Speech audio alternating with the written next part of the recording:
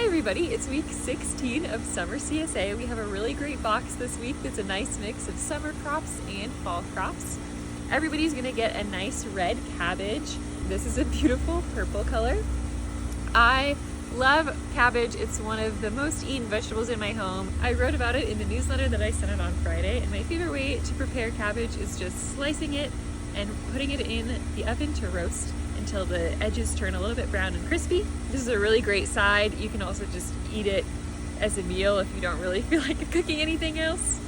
And I also included a lot of other great cabbage recipes in the newsletter. These are not a storage variety, but nonetheless, they will last a good solid 2 or 3 months in your fridge.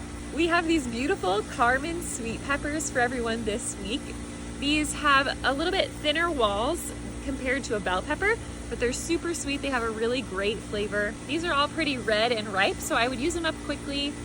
They'll last in your fridge for a little bit if you keep them in a bag. You can use them similar how you would a bell pepper. They're actually really great for stuffing because it doesn't get as mushy as a bell pepper when you cook it up, so it's great to stuff. You could cut it in half or just cut the top off, stuff it full of other things, and roast and enjoy.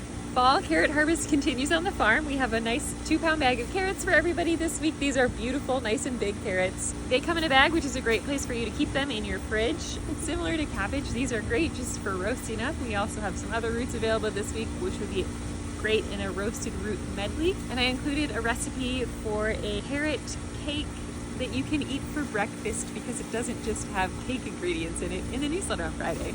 We have a nice bag of spinach for everybody this week.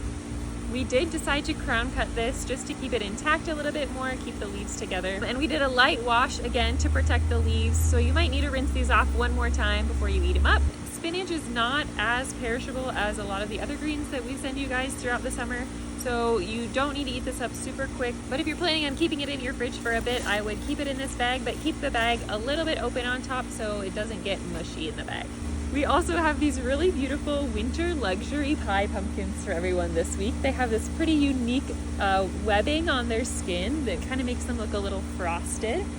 I had never tried this variety before, so I decided to take one home over the weekend. I cooked it up and I made a loaf of pumpkin bread.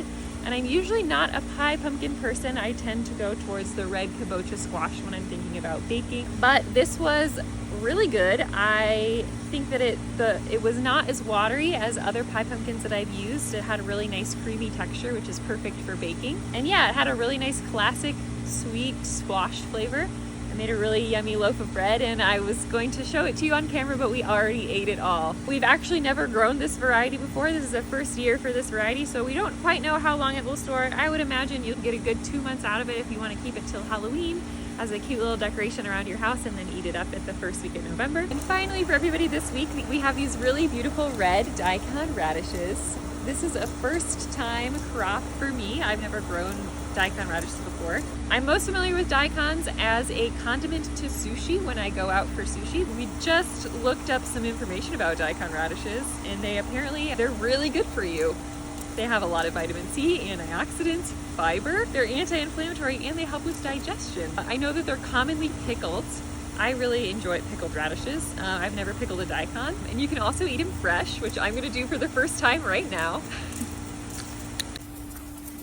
They're actually not as spicy as I thought. It's getting spicier. It's spicy. It's similar to a spring radish. It has a little bit of a different texture. I would recommend peeling the skin. The skin seems to be a little bit bitter and kind of a different texture than the nice crunchy inside. Otherwise, you could use this the same as you would a fresh spring radish, or you can use some of the recipes that I included in the newsletter on Friday. That's everything for this week. Enjoy your veggies.